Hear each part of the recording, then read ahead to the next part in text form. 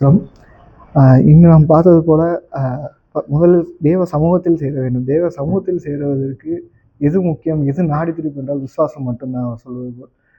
விசுவாசம் எதனால் வருமோ அவர் சொல்வது கேள்வியினால் மட்டுமே வரும். கேள்விங்கிறது அவர் சொன்னது கேட்குற கேள்வி மட்டும் இல்லை, முன்னாடி சொல்லியிருப்பீங்க இந்த கேட்குற வார்த்தைகளும் வசனங்களுமே அது ஒரு கேள்வி தான்.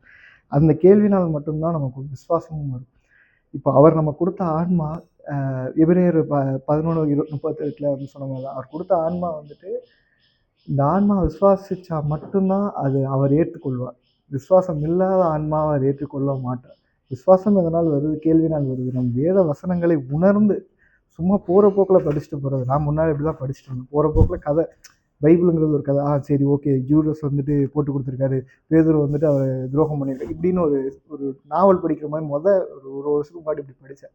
அது உணர படிக்க வச்சது பிரதர், ரொம்ப நன்றி, அதுக்கு சோஸ்திரம். அப்படி நம்ம அதை உணர்ந்து படிக்கும்போது வேதவசனங்களோட ஆழம் புரியும். ஒரு ஆன்மா ரட்சிக்கப்பட வேண்டும், எவ்வளோ அது முக்கியம். ஒரு ஆன்மா ஆன்மா ஏன் ரட்சிக்கப்படணும், ஆன்மா ஏன் திரும்ப பரலோகத்துக்கு போகணும், சும்மா பரலோகத்துக்கு போகணுன்ற மாதிரி பேசுகிறாங்க. ஏன் ரட்சிக்கப்படணுங்கிறது வேத வசனத்தை உணர்ந்து படிக்கும்போது மட்டும்தான் இருக்கும். அந்த உணர்ந்து படிக்கும்போது ஆட்டோமேட்டிக்காக விசுவாசம் வந்துடும்.